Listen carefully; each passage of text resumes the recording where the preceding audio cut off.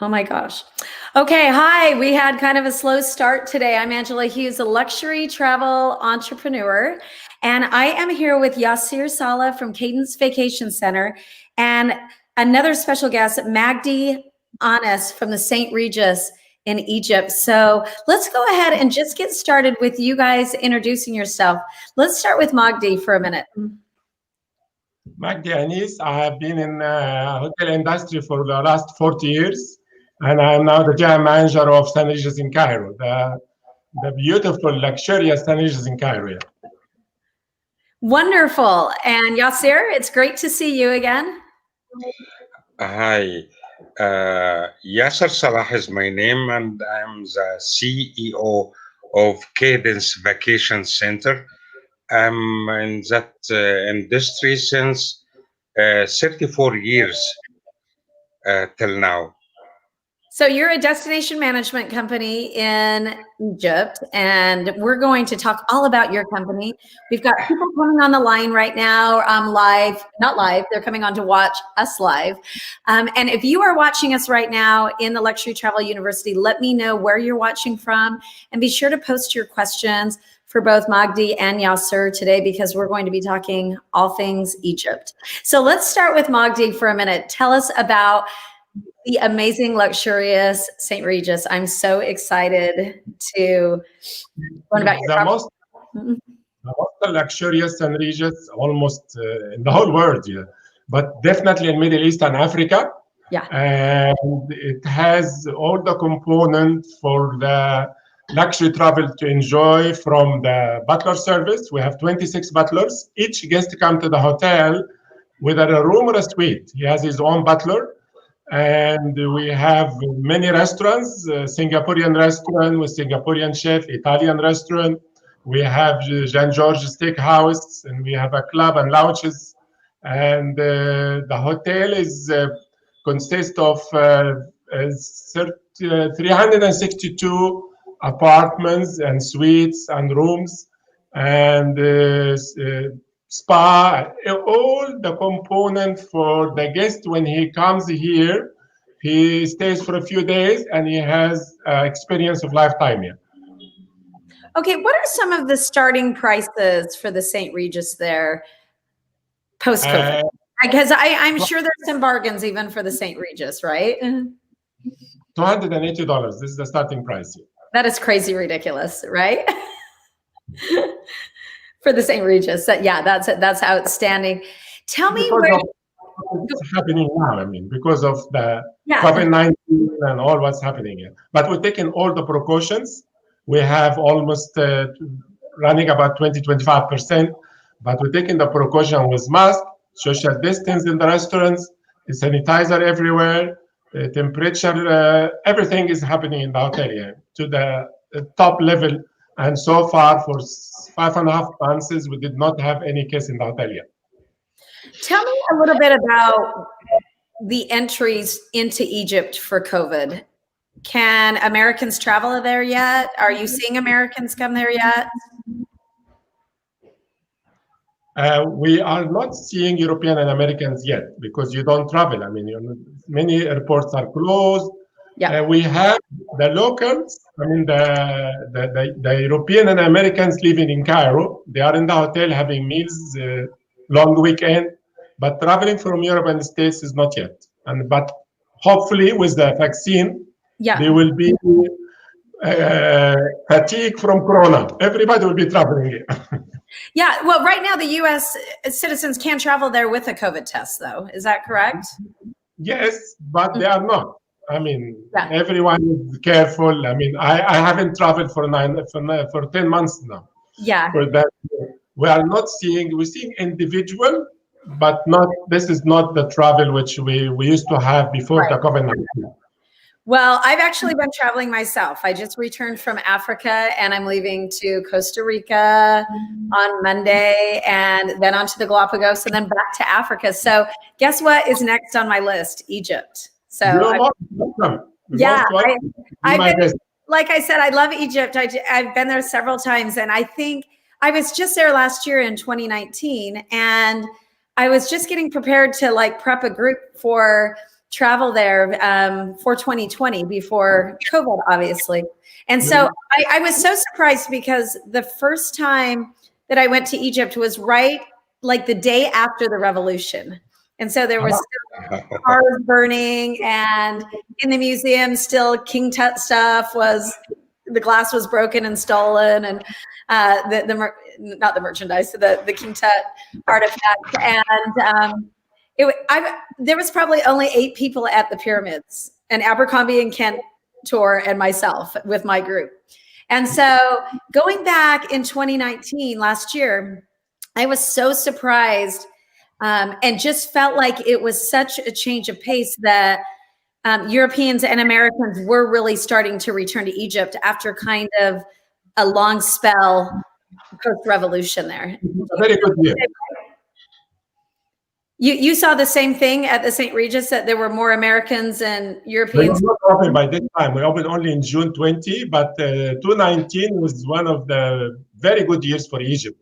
From America, South America, and Europe, yeah, it was a great year, and we were expecting a lot for 2020. But then what happened here. Yeah. Okay, so with your hotel now, are you located right in Cairo, or are there a couple St. Regis there? Because we've got all brand new viewers on here. Many people have not sold Egypt in the United States. And so we've got agents that have been on selling for a long time, and then we've got new agents who know nothing about Egypt. So can you tell us where in Cairo you're located, and are there other properties there? And St. Regis, one of the brand stands of St. Regis is the address, should be the address. We are exactly in the center of Cairo, overlooking the Nile. By the way, the designer here was Michael Graves. And the design and the execution as well. The hotel is amazing how luxury it is. All the small details everywhere. We are in the center of Cairo. We are 5 minutes from Cairo Museum walking.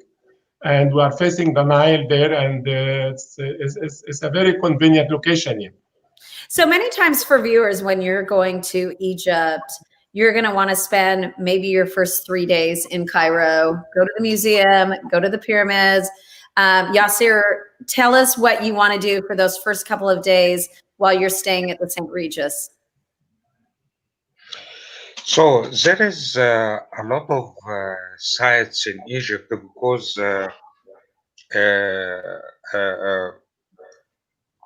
as you know, we opened already a lot of sites like the Civilization Museum and also the Grand Egyptian Museum.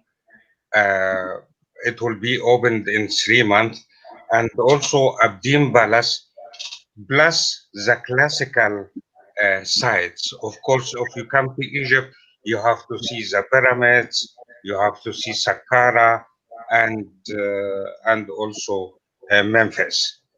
Yes, I love Memphis and Saqqara. The new museum, is that the classical museum then? Now that was closed when I was there last year. They were still building it. Now in the next 3 months we'll have in Cairo, only in Cairo, 3 very important museums.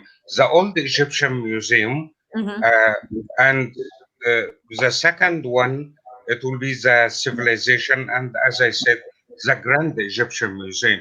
So that's why the new itinerary in Cairo, we got like 5 nights to cover all the sites.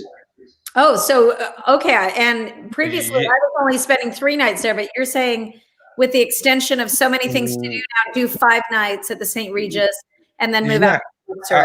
We have already confirmed a new tour series. It will be like 6 nights Cairo and 7 nights cruise. Okay. Because 3 nights and 4 nights is not enough anymore for Cairo. If you need to see really the important highlights of the city. Now, a lot of people will ask me, which I know the answer, but I know the viewers don't. Why don't people stay out by the pyramids as much? Now, I've stayed at the Marriott out by the pyramids. It was a lovely nighttime view. What's the benefit of staying right in Cairo, Magdy, versus out by the pyramids, which is a little further out? Because if you stay in the pyramids, you need to have one day in the pyramids. But in the city center, for the time being, you have the museum, you have Khan al-Khalili, the bazaar, you have the Nile. For that, it is more convenient to be here. And the whole Cairo is changing now. The old Cairo is coming back again. Tahrir Square, for example, where the whole Tahrir Square, if you see it now, you're completely surprised. It is completely changed in the last 6 months. And as well, when Yasser was saying about the Civilization Museum, they are going in on Friday 11, after 10 days, to move all the mummies from the old museum to the Civilization Museum. And this, you should see it in the TV, because it will be a parade with 20 mummies, each mummy in their own car, and moving through Cairo to Civilization Museum with horses and music, and it will be great here. But that is why when you are here in the city center, you have the shopping, you have the Khan al-Khalili, which is the bazaars, and you have the museum here. And then you can go to the pyramid. But of course, you can stay in the pyramid as well here. Right. Okay, let's move on for just a minute and talk about flying over to Luxor and that region. Yasser, tell me a little bit about how you envision those days that you're over there. In my mind, I think a lot of people are only staying 10 days in Egypt, and then they want to go on to maybe Jordan for 3 days.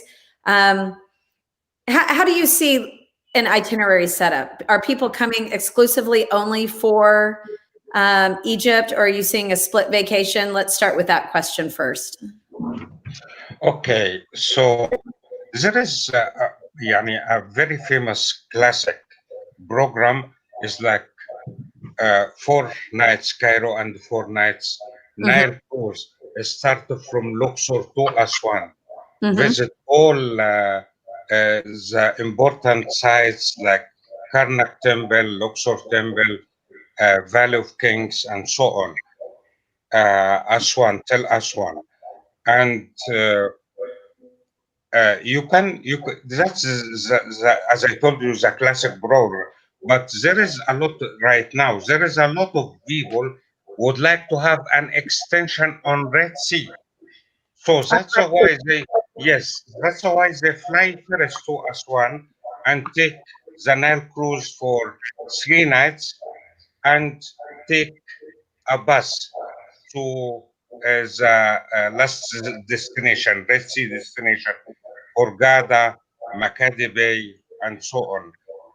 And they spend there like 3 nights, and after that, they fly back to Cairo.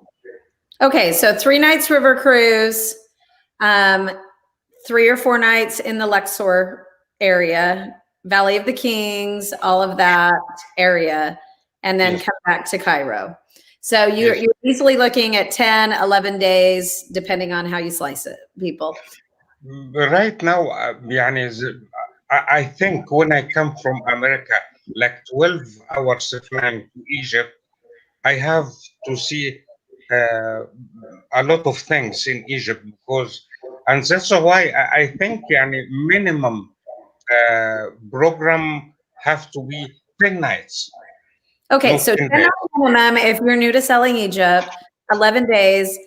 You can do nonstop air out of New York City on Egypt Air. We'd have to check the schedules now with COVID, but that was really convenient for me. And the problem I see with a lot of people is they want to rush it. They think like, oh, I'll just go see the pyramids and leave.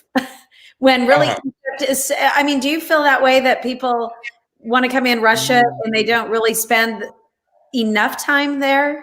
Of course, there is individuals who would like, they just come to see the Grand Egyptian Museum and they fly back home. Yeah. But these people usually they are in the area. Maybe they are in Dubai and they can come for 2 or 3 nights, but they don't come from America for 1 or 2 nights to see the pyramids or the Grand Egyptian Museum and flying back to America. Yeah, I often see the tours in the U.S. connected with like in Israel. and they spend more time in Israel and not enough time in Egypt. I would really recommend to everybody watching that you spend the maximum time in Egypt. Make that a separate vacation. You don't need to feel like you have to lump Israel, Jordan, and Egypt all into one. They each are such unique destinations that you could spend a lot of time in each area. Touching down and just viewing it really quick, doing 2 nights and then flying out over to Tel Aviv is not enough to really experience it. Let's talk about the prices, because the dollar is really strong in Egypt. And so you're getting a lot for your money there. Exactly. Magdy, talk to me about that a little bit, especially at your property. Great topic here. I mean, because of the dollar now is 15.6 Egyptian pound. And this is really, I mean, I give you an example. You go to any fancy cafe, you will have a coffee for $2.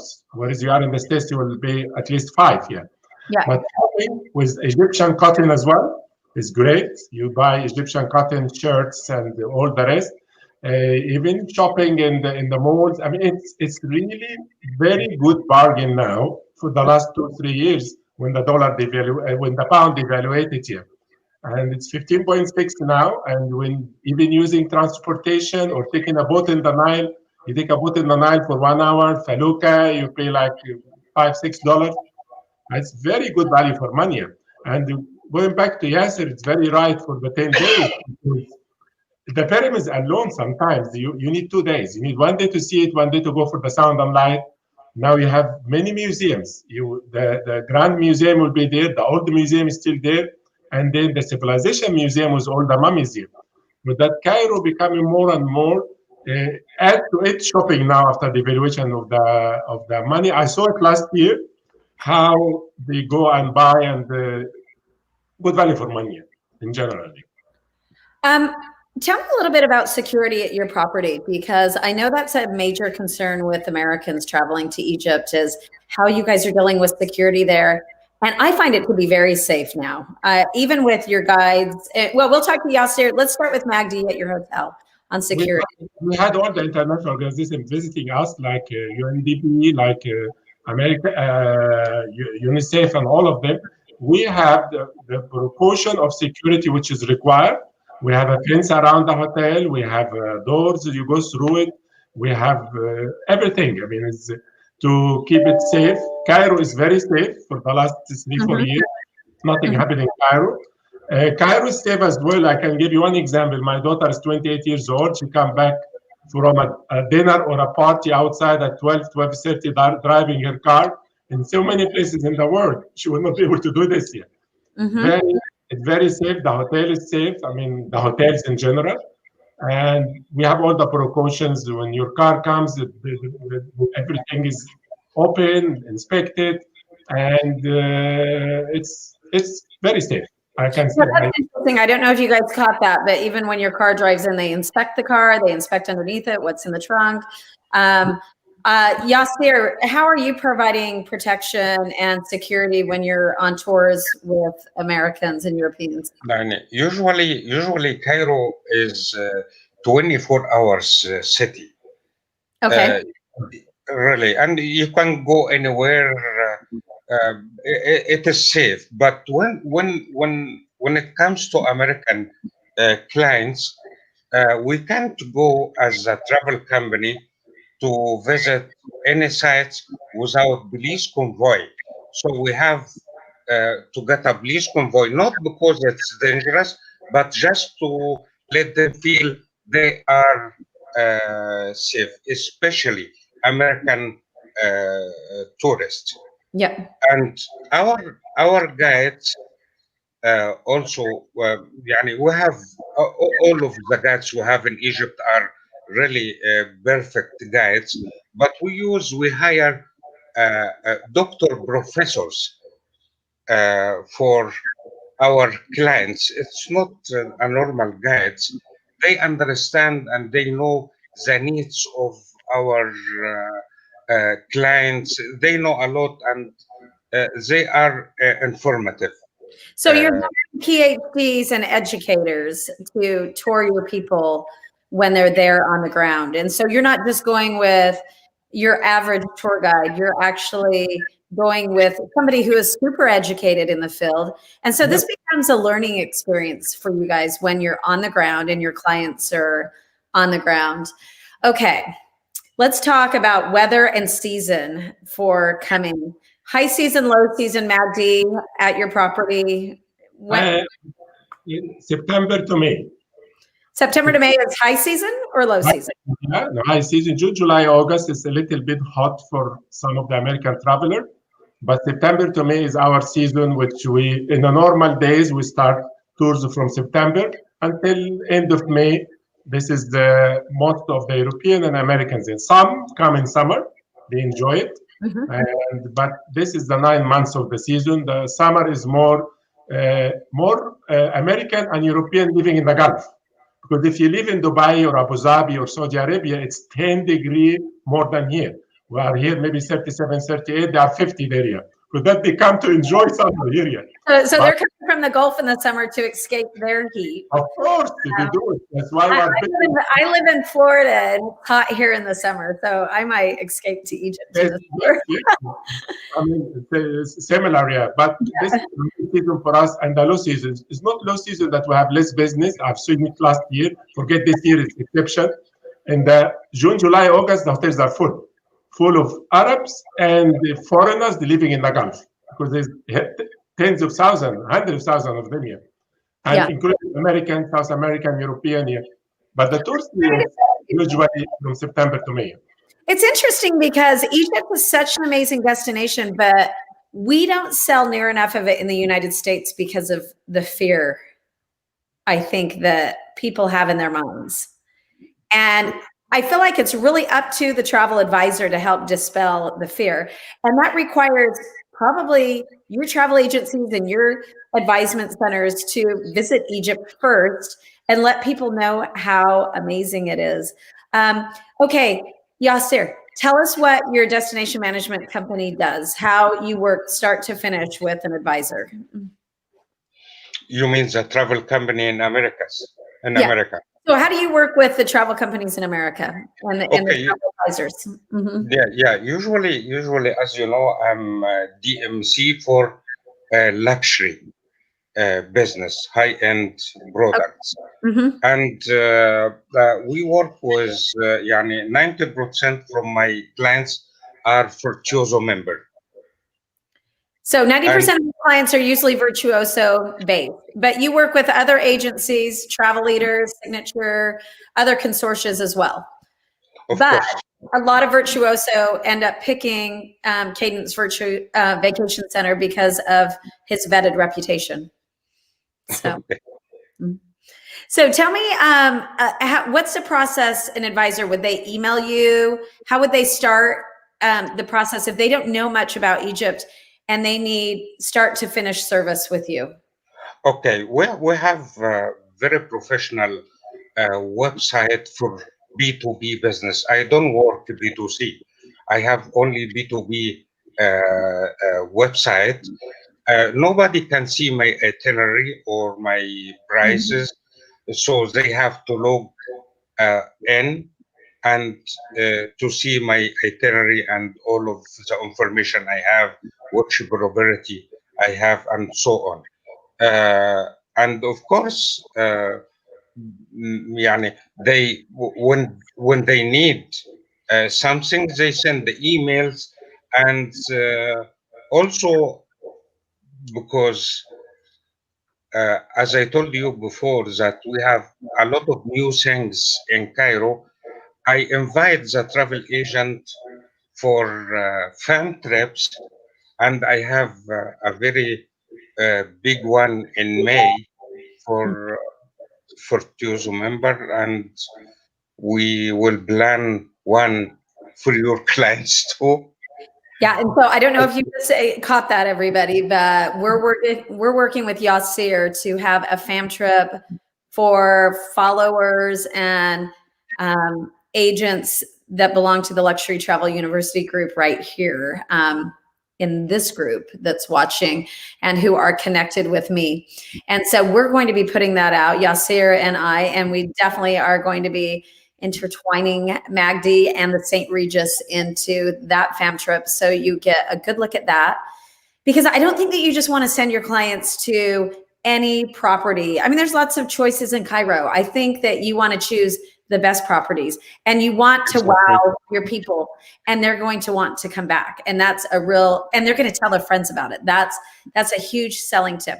Okay. In the last 5 minutes, Magdy, what can you tell us in a final wrap up here? A couple of things. His guides are really good here. The reputation in Cairo for the Cadence Travel, that the guides are chosen. And this is very important for your client, because not all the guys are really educated yet. I'm here. I've been 29 years outside Egypt. I came back because of this hotel. I opened the St. Regis in Lhasa, in the Tibet there.